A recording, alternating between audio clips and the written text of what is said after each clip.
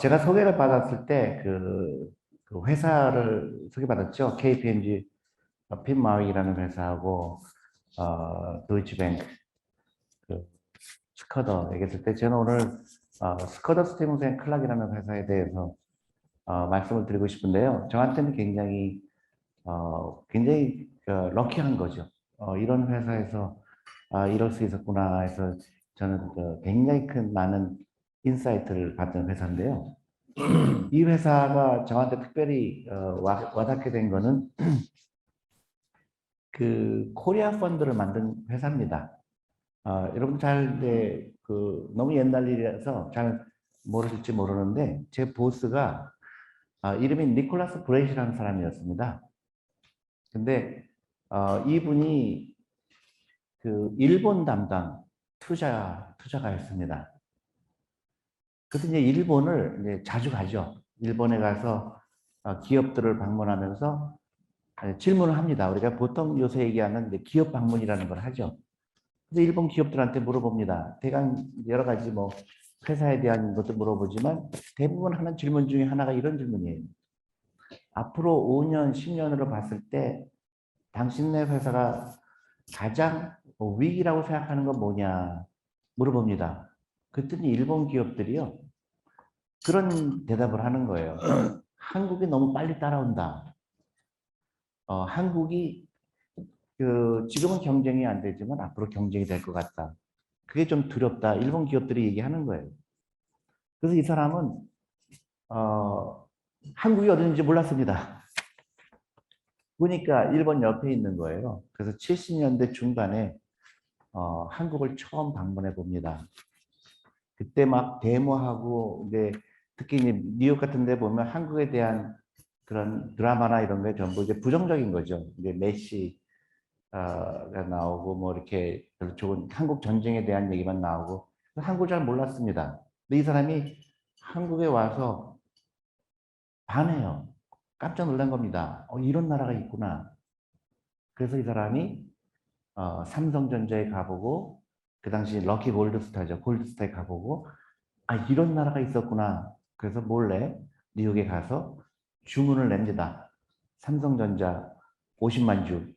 근데 이 사람이 몰랐던 게 하나가 있었죠. 그 당시에는 외국 사람이 한국 주식을 살 수가 없었습니다. 근데 이 사람은 포기를 안 했어요. 그래서 한국 정부에 편지를 씁니다.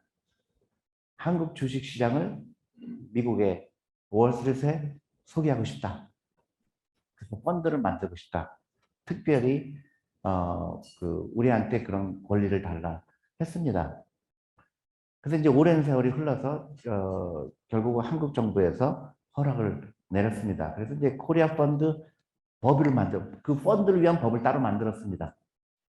그래서 6천만 불을 외국 사람들이 살 수 있게 해주겠다. 그랬죠. 그래서 이 사람은 너무너무 기뻤습니다. 한국이라는 나라에 투자하고 싶었죠. 그래서 이제 그 당시는 이제 그 인베스트먼트 뱅킹이라고 합니다. 팔아야 되죠, 펀드를. 근데 아무도 사겠다는 사람이 없는 거예요, 뉴욕에서. 왜냐하면 그 당시는 캐나다에 투자하는 것도 꺼리던 시절입니다. 미국 사람들은 그 당시에 미국 주식에만 투자하지, 뭐, 그렇게 해외에 투자하는 거를 좋아하지 않을 때입니다. 그래서 6천만 불은 사실 굉장히 작은 돈인데도 불구하고 아무도 투자하겠다고 하는 사람이 없는 거예요. 그래서 이 사람이 포기를 안 했습니다. 어떻게 했냐면요. 그러면 같이 가보자, 한국에. 가서 내가 발견한 거를 당신들도 보고 판단해라. 그렇게 한 거죠. 그래서 그 미국의 그 투자가들을 데리고 한국에 옵니다. 한국에 왔는데 같이 방문한 거죠. 포항제철을 가보고 삼성전자를 가보고 하니까 야, 이거 투자할 만하다 그랬습니다. 그래서 6천만 불뿐만 아니라 훨씬 더 초과 그 투자금이 들어왔죠. 그래서 대성공을 하게 됩니다. 그래서 지금도 상상할 수 없는 일이 일어났어요. 뉴욕 시장에서요. 뉴욕 스탁 익스체인지에서 코리아 펀드가 프리미엄으로 거래되는 거예요. 예를 들어서 가치가 10불인데요. 얼마에 거래가 되냐면요. 25불에 거래가 되는 거예요. 그러니까 굉장히 성공한 거죠. 10불의 가치가 있는 펀드를 25불 주고라도 사겠다는 겁니다. 한국에 대해서 처음으로 알게 된 계기가 된 거죠. 그래서 코리아 펀드가 나오고 나서 칸츄리 펀드라는 게 유행하기 시작했습니다. 그 다음부터 뭐 아르헨티나 펀드, 브라질 펀드, 그 뭐 타일랜드 펀드, 베트남 펀드는 아닙니다. 죄송합니다. 막 우후죽순처럼 생기게 된 겁니다. 그래서 그 한국이라는 나라가 굉장히 그런 그 선도적인 역할을 한 거죠. 그러면 여러분 궁금하시죠? 왜 그러면 이 스코다라는 회사는 그 당시에 왜 한국을 좋아했을까요? 우리는 너무 당연하게 여기는 거지만 그 미국 사람들 입장에서는 한국이란 나라가 너무 신기한 거예요. 한국에 와서 이분들이 가장 가고 싶어 하는 데가 저랑 그 출장을 오게 되면 남대문 시장을 가봅니다. 저하고 동대문 시장을 가보고. 이런 나라가 없는 거예요. 그 근면함. 그리고 자녀가 자기보다 더 잘 살기를 바라는 그런 뭐라 그럴까요? 한국적인 그런 생각이죠. 그래서 보니까 자녀 그렇게 새벽에 나가서 음식도 팔고 옷감도 팔고 옷도 팔고 하는 사람들이 자녀들은 다 대학교 가서 박사학위 받고 있고 그런 게 너무 놀란 거예요. 이런 나라는 투자 안 할 수가 없다. 그 다음에 이제 이 니콜라스 브레이시라는 사람의 와이프는 일본 사람이었습니다. 근데도 일본보다도 한국을 더 좋아하는 거예요. 왜냐하면요. 재미난 에피소드가 있는데 그 당시에 이제 일본에 출장을 가면 이렇게 길거리에서 부딪히면 어떻게 되죠? 일본 사람들 굉장히 예의가 바르죠. 막 10번씩 절합니다. 근데 그게 진정성이 안 느껴지는 거예요. 근데 한국에 오니까 인사를 안 해요. 툭 부딪혀도 툭 쳐다보고 그냥 갑니다. 근데 그것도 좋아하는 거예요. 이 나라는 얼마나 바빴으면 인사할 시간이 없었을까? 또 하나 놀란 거는 태어나자부터 한 살을 먹는 게 또 신기한 거예요. 아이도 얼마나 빨리 나오고 싶었으면은 모든 게 한국에 대해서 긍정적이었습니다. 그래서 저는 너무나 럭키하게도 이 펀드의 펀드 매니저를 했고요. 15년 동안 운영을 했습니다. 그래서 6천만 불이니까 한 600억 그 당시 되죠. 600억이 제가 15년 후에는 1조 6천억이 됐습니다. 그러니까 제 펀드만 성공한 게 아니라 그런 우리 스코더라는 회사가 한국이라는 나라를 발견한 것도 대단하죠. 그러니까 한국이라는 나라의 엄청난 포텐셜을 발견한 겁니다. 그런데 제가 이제 많은 세월이 흘렀죠. 제가 이제 코리아 펀드를 더 이상 운영하지 않게 되고 한국을 가야 되겠다 생각하게 된 계기는 한국이 갖고 있던 그 역동성, 한국이 갖고 있던 그 성공하겠다는 의지, 부자가 되겠다는 의지가 놀랍게도 지금은 발견하기 힘든 거예요. 어, 전 세계에서 가장 출산율이 낮은 나라, 또 행복도가 가장 낮은 나라. 왜 한국이 이렇게 됐을까? 제가 같이 일하던 스쿼드에 있던 동료들이 저한테 굉장히 질문합니다. 한국이 왜 그렇게 됐지? 그 한국의 역동적인 나라가 왜 한국이 스팀을 잃었을까? 그런 얘기를 많이 합니다. 그래서 제가 한국에 가서 전해야 되겠다 그런 생각을 하게 된 겁니다. 제가 뉴욕에 있을 때 그 코리아 펀드를 해외에다가 프로모션 할 때 너무 쉬웠어요. 예를 들어서 한국을 잘 모르는 사람들한테 저 유럽의 아들 조그만 섬에 가서 한국이라는 나라 모를 때 한국에 투자하는 이유 세 가지만 딱 되면 사람들은 그 자리에서 돈을 냅니다. 100만 불 투자하겠다. 500만 불 투자하겠다. 한국이라는 나라에 엄청난 포텐셜을 본 거죠. 근데 지금은요. 한국에 대해서 얘기하면 갸우뚱합니다. 한국이 왜 그렇게 됐을까요? 정확하게 30년 전입니다. 30년 전에 제가 일하던 스쿼드에서 회의를 했어요. 어떤 회의를 했을까요? 일본에 대해서 우리 다시 한번 생각하자. 30년 전에 뉴욕은 여러분들 잘 아시겠지만 일본이 대세였어요. 모든 사람들이 일본을 따라가야 된다. 회사들도 일본을 따라가야 된다. 그럴 때입니다. 그럴 때 스커더에서 제가 기억이 납니다. 1991년 겨울이었어요. 하루 종일 우리 일본에 대해서 회의하자. 그때 내린 결정이 일본의 투자를 줄여야 되겠다. 그리고 한국에 투자를 해야 되겠다. 했습니다. 굉장한 용기예요. 그 당시는 한국의 시가총액은 굉장히 작은 나라였습니다. 그러면 일본에 대해서 왜 투자를 거둬야 되겠다고 생각을 했을까요? 그 당시에 모든 사람들이 일본을 찬양할 때입니다. 첫 번째가 일본에 투자를 거둬야 된다고 생각했던 게 일본 사람들이 갖지 못하는 게 가장 큰 게 금융 문맹입니다. 돈을 일하게 하는 것을 깨닫지 못한다. 그 다음에 변화를 두려워하는구나. 인구가 줄어드는데도 외국 노동자를 받아들이지 않은 폐쇄적인 문화. 새로운 문화를 받아들이지 않는 문화, 질문하지 않는 문화, 경직적인 문화가 이 나라를 어렵게 만들 것이다. 이렇게 예측을 했습니다. 그거에 비해서 한국은 훨씬 더 역동적이 있다고 본 거죠. 근데 여러분 소름이 끼치죠. 30년이 지난 지금 일본은 정확하게 맞았습니다. 동력을 잃었어요. 일본이. 젊은 사람들한테 커서 뭐 할래 물어보면 놀랍게도 세븐일레븐에 가서 일하겠다는 사람이 많습니다. 뭐하러 그렇게 어렵게 사냐. 그날 벌어서 그날 쓰면 되지. 엔진이 식어가고 있죠.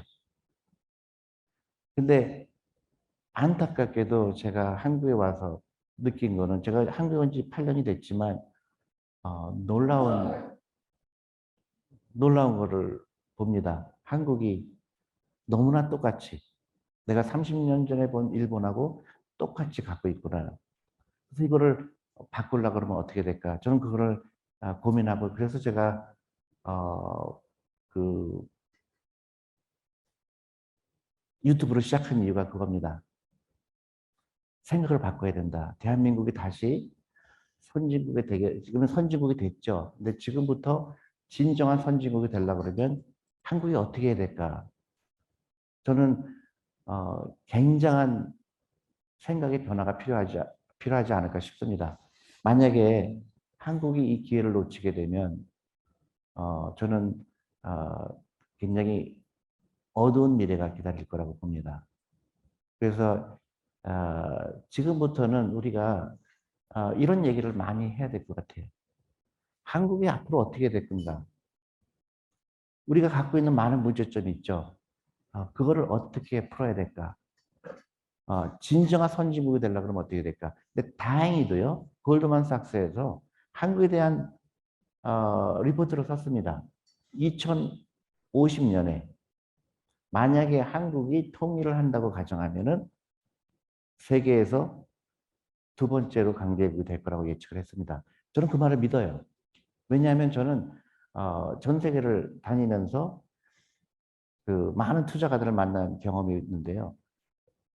우리가 생각하는 것보다 대한민국은 훨씬 더 포텐셜이 훨씬 더 큽니다. 근데 우리는 스스로 그걸 너무 모르고 있어요. 저는요, 한국에 와서 커피숍에 가서 아이패드를 놓고 화장실 갈 수 있는 나라가 전 세계에서 몇 개 될까요? 저는 대한민국이 유리하다고 봅니다. 엄청난 나라예요. 엄청난 도덕성이 있는 나라고 엄청난 성공하려고 하는 의지가 강하고 아직은 한국의 엔진은 식지 않았다고 봅니다. 근데 저는 깜짝 놀래요. 우리가 너무너무 모르고 있구나. 어떤 걸 모르고 있을까요? 돈을 일하는 거에 대해서 너무 가르치지 않았습니다.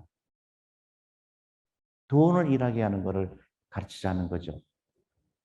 그걸 다시 얘기하면은 금융 산업에 대한 무지입니다. 미국이 아시다시피 미국은 많은 분야를 일본이나 한국이나 중국에 뺏겼죠. 경쟁력이 없습니다, 미국이.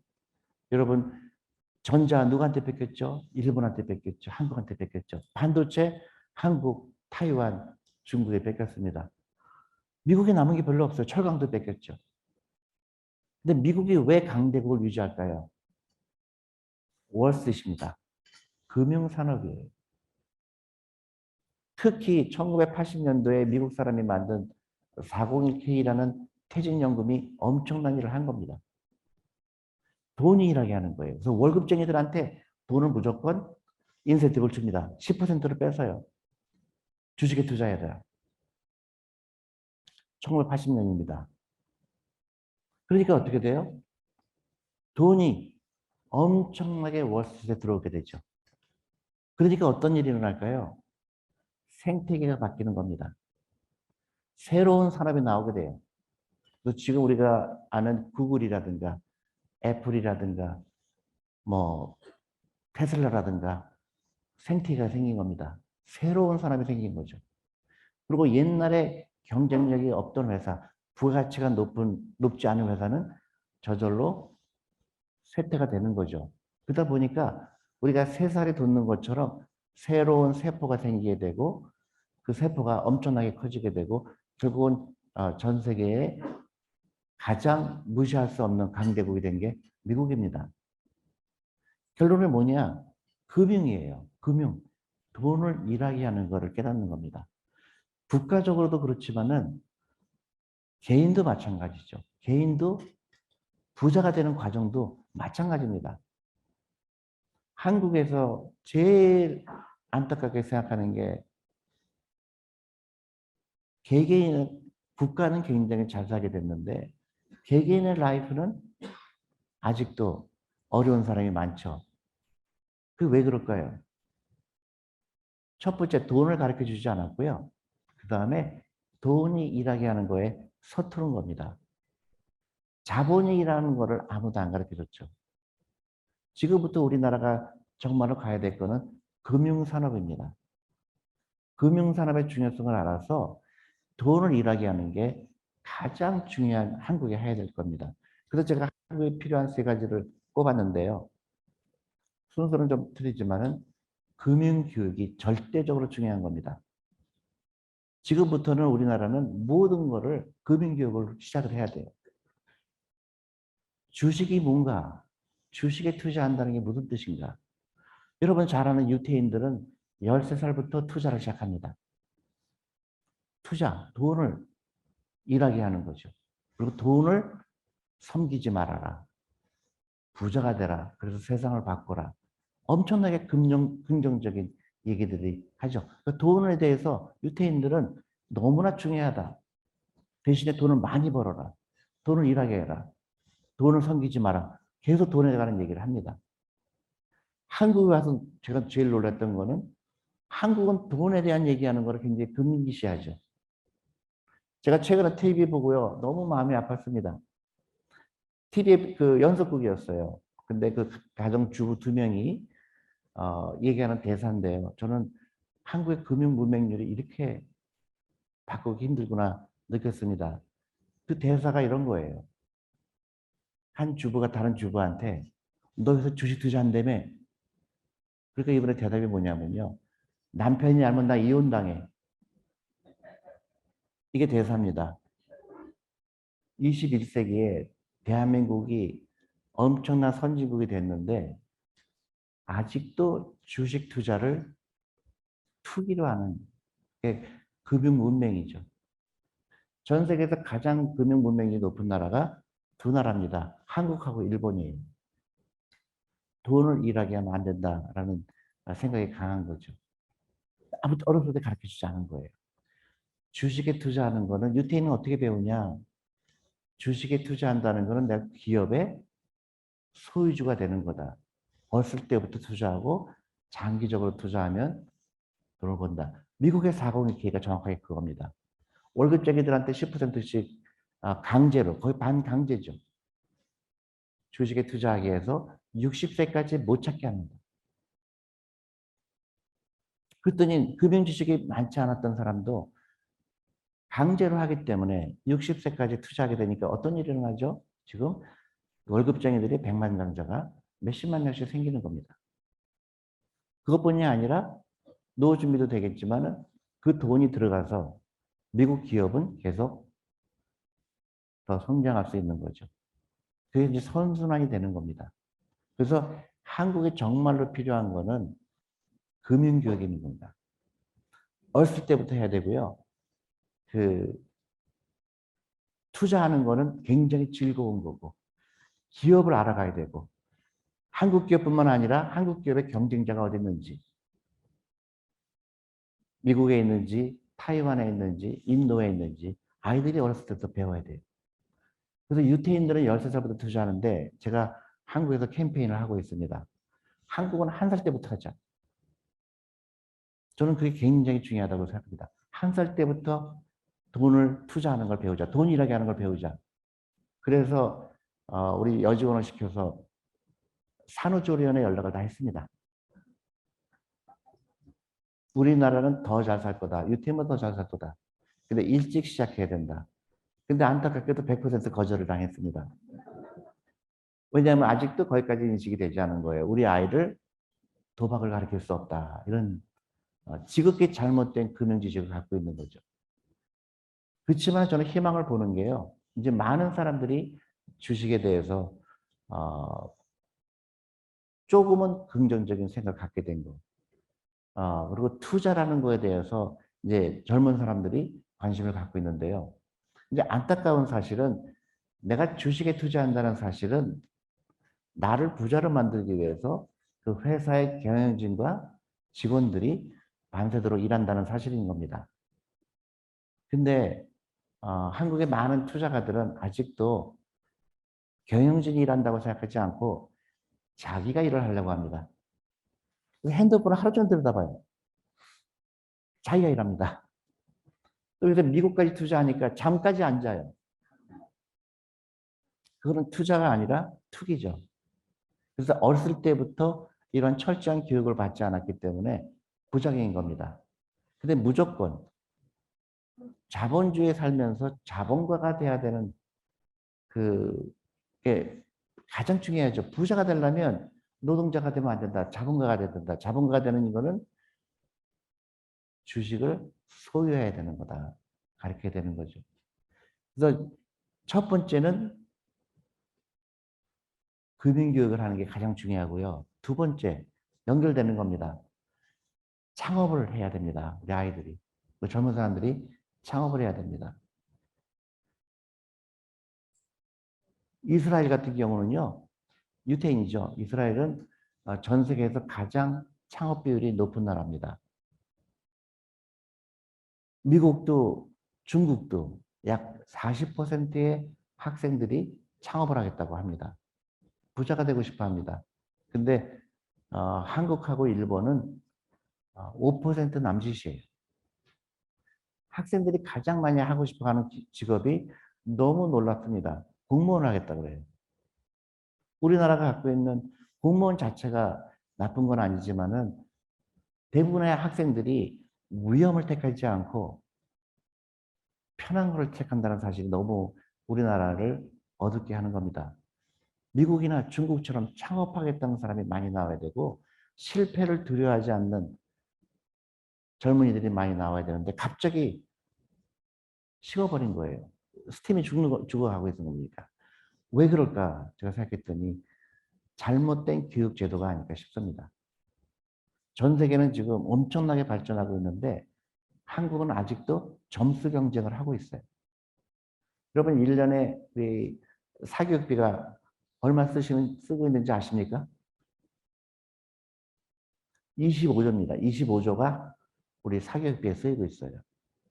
그 25조란 돈이 우리 젊은 사람들의 창업 자금으로 쓰인다 그러면 대한민국은 엄청난 나라가 될 수밖에 없습니다. 근데 그게 쉽지 않죠. 제가 많은 가정주부한테 사교육비 끊으라고 얘기합니다. 그 돈으로 아이들한테 투자해줘라. 그럼 그 아이가 30살쯤 됐을 때 적어도 6억이나 7억 정도 생길 거다. 그 돈으로 창업하라. 그러면 대부분 다 고개를 끄덕합니다. 가정주부들이요.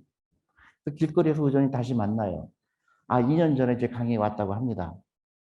그래서 제가 제일 첫 번째 질문이 아이 투자하고 있습니까?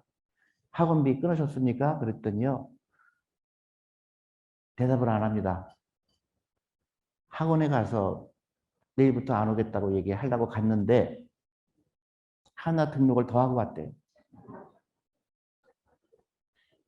그게 이제 공포 마케팅이죠. 그러니까 혹시 우리 아이가 공부를 못하면 크게 잘못될 거라고 생각한 거죠. 아직도 우리나라는 부자가 되는 것보다 공부 잘하는 걸 더 중요시 여기는 문화인 겁니다. 저는 그 굉장히 생각을 다시 해야 된다고 봅니다. 유태인의 교육은요, 아이들한테 뭐를 가르치냐면 무조건 옆에 아이하고 달라야 된다고 가르칩니다. 다양성을 가르칩니다. 그리고 질문을 해라. 질문을 많이 해라. 가르치는데 한국의 교육은 아직도 한쪽 방향으로 가는 것을 교육이라고 착각하고 있어요. 등수를 매깁니다. 점수 경쟁을 해요. 그러니까 나머지 5%는 굉장히 행복할지 모르지만 나머지 95%는 행복하지 않는 라이프를 보내게 됩니다. 근데 그 95%가 엄청난 포텐셜을 갖고 있는 우리 젊은 사람들인데요. 잘못된 교육을 받고 있는 거죠. 그러니까 다른데 다른 돈 버는 데 가서 돈을 엄청나게 벌 수 있는 포텐셜이 있는데도 불구하고 한국의 잘못된 점수 경쟁하는 교육제도가 저는 한국의 스팀을 끄고 있지 않나 그렇게 생각합니다. 제가 최근에 어떤 여성 CEO, 미국의 CEO입니다. 그분의 그 스토리를 보고 제가 너무 감명을 받았어요. 그분은 저녁을 먹을 때 아빠가 항상 질문했다고 합니다. 너는 오늘 뭘 실패했니? 그랬더니 아빠한테 오늘 실패한 거 없어요. 그러면 아빠가 굉장히 섭섭해했대요. 네가 실패를 하지 않았다는 거는 네가 시도하지 않았다. 그렇게 얘기를 했대 그래요. 그래서 이분은 어렸을 때부터 실패라는 그 단어가 굉장히 긍정적인 겁니다. 실패는 해야 되는 거였구나. 그래서 이 사람이 그 여러 가지로 젊었을 때 실패를 경험 많이 합니다. 의사가 되고 싶었는데요. 성적이 안 돼서 의사가 안 됐습니다. 그리고 뭘 하려고 해도 안 됐어요. 그래서 이 사람은 나는 세일즈를 잘하나 보다. 그 세일즈를 해야 되겠다. 했는데 세일즈도 잘 안 된 겁니다. 그래서 이 사람은 마지막에 어차피 안 팔릴 거 내 거를 팔자. 굉장히 긍정적이죠. 그래서 속옷을 차렸습니다. 속옷 회사를. 그래서 최근에 작년 말에 블랙스톤이라는 회사가 이 회사를 지분을 취득했다고 합니다. 근데 그 당시에 시가총액이요. 한 1조 5천억에 사갔습니다. 근데 이분이 유튜브나 이런 데서 많이 얘기해요. 실패를 자기는 한 번도 두려워한 적이 없다. 그래서 우리나라 젊은이들도 점수 경쟁하지 말고요. 실패를 좋아하는 젊은이로 나와야 됩니다. 그런 사회 분위기가 돼야 되고요. 점수 경쟁은 더 이상 아, 하지 말아야 되죠. 저는 그리고 이제는 세상이 너무 빨리 변하기 때문에 과거에 있는 그런 경직된 사고에서 나와야 되지 않을까 싶습니다. 예를 들어서 학교라든가 뭐 그 어떤 여러 가지 제도가 보면 너무 경직돼 있어요. 지금은 어, 다 풀어야 되지 않을까 싶습니다. 학교도 알아서 뽑고요, 자기가. 회사도 알아서 뽑고. 저는 취직 시험 있는 나라가 전 세계에서 한국밖에 없습니다. 회사 들어가는데 시험을 보는 나라는 한국밖에 없어요. 저는 한국에 와서 제일 먼저 신기하게 느낀 게 취업 준비생이란 단어가 너무 신기한 거예요. 취업을 하면 되지 왜 취업을 준비를 할까? 그죠? 근데 우리는 너무나 당연시 여기는 게 저는 굉장히 신기하게 들렸습니다. 왜 취직을 할 때 시험을 볼까? 우리가 아직도 점수 경쟁이라는 아주 지극히 잘못된 제도에 우리 아이들이 부자가 되지 못하고 또 국가적으로는 굉장히 불행하죠. 국가적으로 우리나라의 경쟁력이 심각하게 훼손된다고 생각합니다. 이제 앞으로 우리나라는 계속 그 성장 엔진이 있으려고 그러면 10년에서 15년 굉장히 중요하다고 봅니다. 그래서 생각을 바꿔야 된다고 보는 거죠. 그래서 금융교육 무조건 해야 되고, 이제 아이들이 창업하게 하는 게 가장 급선무입니다. 그리고 마지막에 제가 중요하게 여기는 거는 우리나라 인구의 반이 누구죠? 여성입니다. 근데 우리 한국의 여성이 전 세계에서 가장 고학력입니다. 제일 많이 교육을 받은 사람들이에요. 근데 사회에 기여를 못하고 있습니다. 왜냐하면 편견 때문에 그런 거죠. 편견 때문에 그렇습니다. 그러니까 그 기업의 여성 진출이 아직도 세계에서 가장, 미안하지만 꼴찌입니다. 여성 지수가 세계에서 가장 꼴찌예요. 근데 인구의 반이 여성인데 경제 활동에 도움이 되지 않는 겁니다.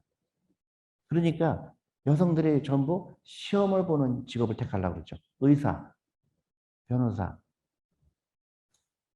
근데 여성 CEO가 거의 없죠. 그래서 미국 같은 경우에 금융업이 너무너무 중요하기 때문에 미국에서는 한 30년 전부터 여성들을 교육하기 시작했습니다. 금융업에 진출해야 된다. 그래서 제가 있던 회사도요, 딸들만 데려오는 날이 있었어요. 아들은 아닙니다. 딸만 데려와요.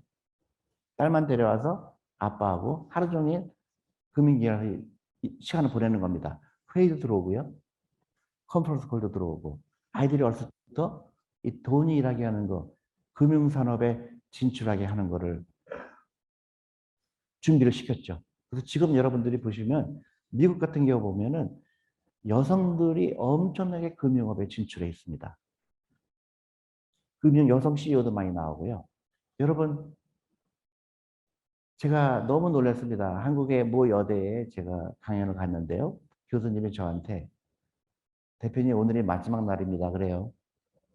그래서 뭐가 마지막 날이죠? 그랬더니 금융학과를 폐쇄한다고 그래요.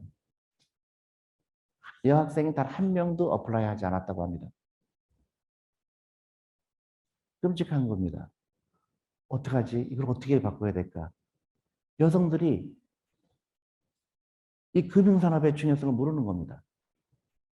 미국 같은 경우는 여러분들 뭐 아크캐피탈이라든가 굉장히 캐시우드라든가 그런 사람들이 미국은 엄청나게 나오잖아요. 한국도 나와야 됩니다. 근데 안타깝게도 지금 한국은 옛날에 머물러 있죠. 여러분들이 금융기관이라고 그러면 미국은 어떤 회사가 떠오르나요? 골드만삭스가 떠오르죠. 모간 스탠리가 떠오르죠. JP 모간이 떠오를 겁니다. 다 어떤 회사들이죠? 투자 회사입니다. 자사운용 회사입니다. 피델리티, 찰스 스왑, 뱅가드, 엄청나게 큰 회사들이죠. 블랙스톤, 다 투자 회사입니다. 지금 미국의 금융기관을 얘기할 때 시티뱅크 얘기 안 합니다. 뱅크 오브 아메리카 얘기 안 하죠. 이미 돈이 일하게 하는 거에 미국 산업은 포커스가 되어 있는 겁니다. 전부 투자죠. 그래서 부가가치가 높은 겁니다. 그 돈의 위력이죠. 그래서 월스트리트의 위력인 겁니다. 그러니까 다른 나라들이 경쟁력은 점점 떨어지는 거예요, 미국에. 왜 그러냐면 시가총액이라는 거 있습니다. 미국 기업의 시가총액은 예를 들어서 500조인데 다른 나라의 시가총액은 30조밖에 안 된다. 그럼 이미 게임은 끝난 거예요. 게임이 끝난 겁니다. 애플 하나 가지고 시가총액이 얼마죠? 3천조입니다. 우리나라 다 합한 게 2천조가 안 됩니다. 그거를 만든 사람들이 누굴까요? 우리가 잘못하고 있는 거예요. 우리는 새로운 기업이 나와야 되고 거기에 우리 자녀들의 돈이 투자가 돼 있고 그 기업들은 시가총액이 늘어나게 되고 더 우리나라 기업들이 경쟁력을 갖게 되고 그러면 가장 좋은 게 뭘까요? 출산율이 늘어납니다. 결정적인 거예요. 일론 머스크가 최근에 미국을 비난하기 시작했습니다. 미국의 출산율이 1점 몇백이 안 된다. 그래서 미국은 빨리 출산율을 늘려야 된다. 그래서 이제 동시에 전 세계에서 출산율이 가장 낮은 나라가 어딜까? 이번에 일본이라고 생각을 했어요. 보니까 한국이 나온 겁니다. 한국이 전 세계에서 꼴찌인 거예요. 그래서 일론 머스크가 최근에 한국이 제일 빨리 망하겠네? 이렇게 얘기한 겁니다. 이거를 바꾸는 거는 저는 한국이 시간이 없다고 생각합니다. 생각을 바꿔야 되고 금융교육을 해야 되고 젊은 사람들이 창업을 좋아해야 되고 역동성이 있는 거죠. 그래서 자유로워야 돼요. 저는 한국에 와서 제일 신기했던 게 젊은 아이들을 볼 수가 없어요. 젊은 아이들을 볼 수가 없으니까 없습니다. 어디가 있을까요? 학원에 가 있어요. 끔찍한 겁니다. 전 세계에서 학원을 그렇게 보내는 나라가 한국하고 중국이었죠. 중국 정부가 최근에 사교육을 금지시켰습니다. 근데 놀라워요. 금지시킨 이유 중에 하나가 아이들의 인권 침해라고 얘기합니다. 저는 정확하게 맞다고 생각해요. 우리는 우리 아이들의 인권을 엄청나게 침해하고 있는 겁니다. 여러분들 입장을 바꿔놓고 생각했어요. 여러분들 오늘 학원에 가서 밤 11시까지 공부해야 된다고 생각해 보세요. 여러분들 견딜 수 있겠습니까? 근데 우리는 우리 아이들한테 강요를 하고 있죠. 근데 그 아이의 경쟁력이 사교육 점수 경쟁을 해서 정말 좋아졌을까요? 저는 그 반대라고 생각합니다. 잠을 많이 자야 되고요. 그 다음에 혼자 생각하는 시간이 많아야 됩니다. 근데 한국은 놔두질 않아요. 아이들 생각할 시간 놔두지 않습니다. 무조건 엄마는 학원 가라. 그 다음에 점수 높은 거 받아라. 좋은 학교 가라. 이것만 강조합니다. 유태인은 절대로 공부 잘하라는 얘기 안 해요. 유태인은 네가 하고 싶은 거 하라고 합니다. 그게 결정적으로 유태인이 부자가 되는 결과라고 생각합니다. 하루아침에 한국이 변하지는 않겠지만은 저는 이 세 가지가 우리나라의 메인 토픽이 돼야지 않을까 생각합니다. 지금부터는 우리가 부자가 되라. 부자가 돼서 어려운 사람 도와줘라. 생각을 완전히 바꾸는 거죠. 그리고 투자를 해라. 투자한다는 거, 주식에 투자한다는 거는 굉장히 중요한 거다. 네가 자본가가 되는 거다. 창업을 해라. 실패를 두려워하지 마라. 해야 되고요. 인구의 반인 여성을 어떻게 활용할 건지에 대해서 우리나라가 전 세계에서 가장 못하고 있습니다. 남녀 갈등이 아니라 다양성의 이슈예요. 다양성이 필요한 겁니다. 근데 지금 너무나 한국은 이 세 가지가 안타깝게도 세계에서 가장 잘못된 거고요. 제가 슬라이드를 몇 개 준비했습니다. 한국 현실이죠.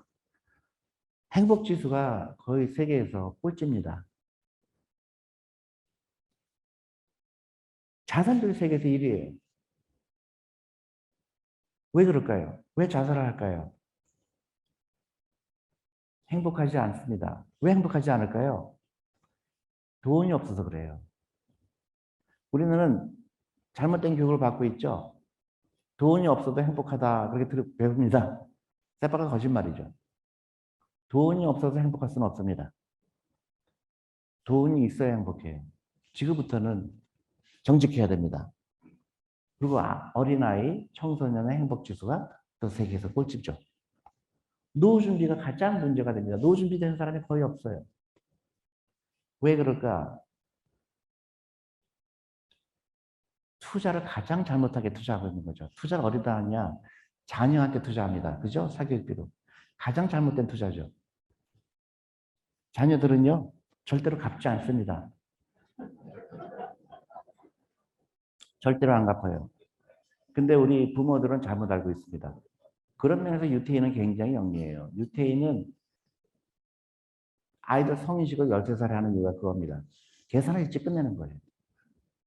그 아이가 부자 되는 것만 가르쳐 주면 되는 거죠. 한국은 50대 아들한테 집을 사주더라고요. 저는 도대체 이해가 안 갑니다. 제가 농담처럼 얘기하는 건데요. 저는 아들만 둘입니다. 저는 항상 우리 와이프랑 얘기를 해요. 예정된 배신자다.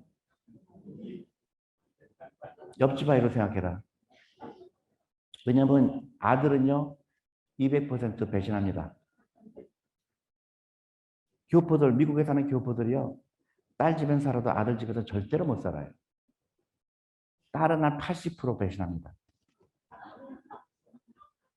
은퇴하지 못하는 나라 세계에서 1등이에요. 이게 다 어떤 겁니까?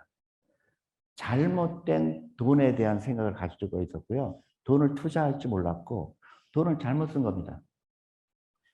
우리 아이한테 사교육비를 보내서 한 달에 100만 원씩 썼을 때 그 아이가 부자가 될 확률이 얼마큼 될까요?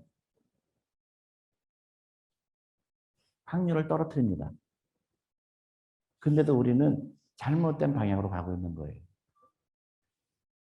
선행학습이 최악의 교육 방법입니다. 근데 우리는 다 선행학습을 해야 된다고 생각하고 있고요. 유태인은 그 부자가 되는 이유 중에 가장 중요한 것 중에 하나가 엄마가 교육을 한다는 사실이에요. 근데 한국은 엄마가 교육을 하지 않고 하청을 줘요. 하청. 학원에다 하청을 줍니다. 그게 결정적으로 한국이 잘못된 방향으로 가는 겁니다. 가족이 다시 유태인처럼 가족이 저녁을 같이 먹어야 됩니다. 그게 결정적이에요. 근데 한국은 제가 너무 한국에 와서 신기한 거예요. 어떤 모임이 있다 그래서 제가 와이프를 데려갔다가 엄청나게 혼났습니다. 야, 와이프 데려오는 사람이 어디 있냐 그래서 저는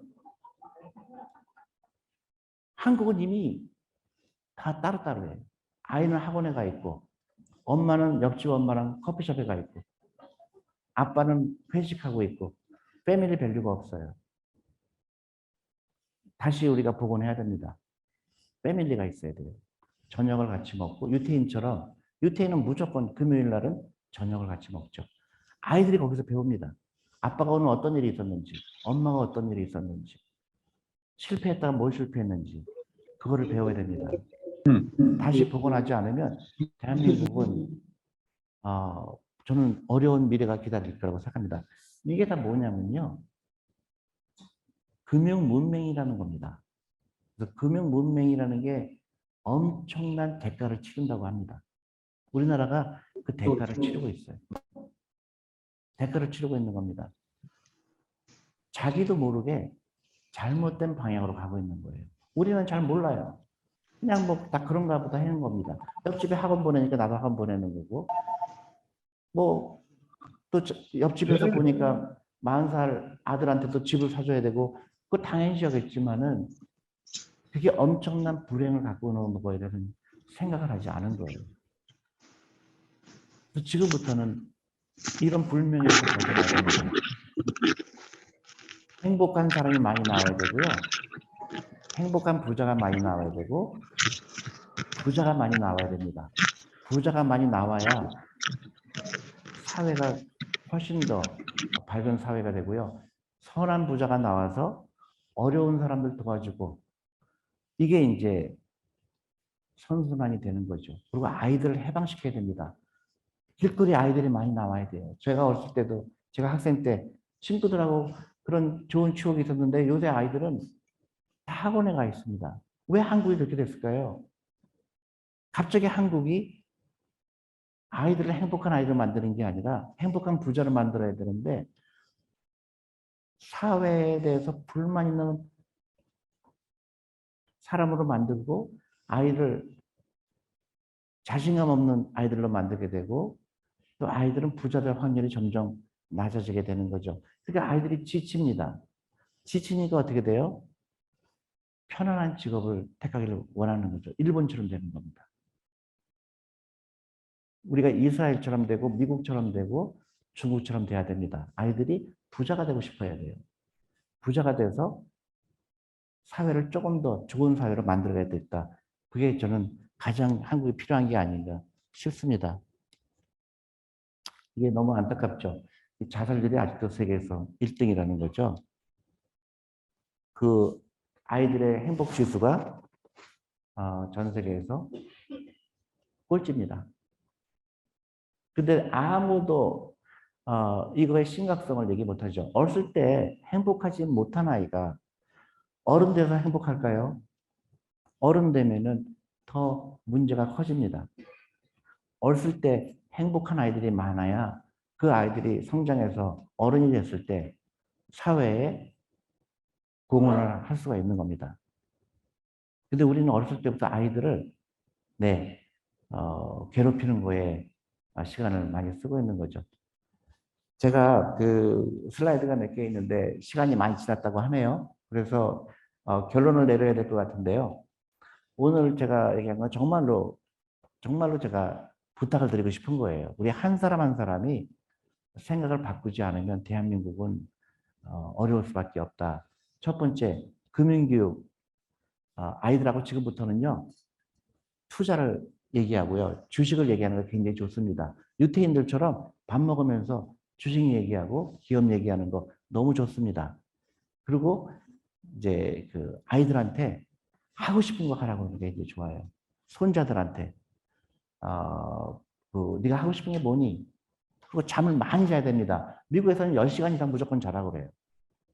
근데 한국은 5시간 안 재우더라고요. 그리고 이제 여성 이슈. 특히 여러분들 따님을 가지신 분들은요. 정말로 제가 얘기하는데 금융산업이 진짜 블루오션입니다. 아무도 안 하고 있어요. 그래서 금융인으로 키워라. 제가 정말로 좋은 기회가 많습니다. 펀드 매니저가 되게 하고요. 애널리스트가 되게 하고 그래서 한국의 금융을 살릴 수 있는 건 여성들이 굉장히 섬세합니다. 그래서 충분히 그런 능력이 있으니까 그 여성들 딸들한테 용기를 줬으면 하는 바람입니다. 감사합니다.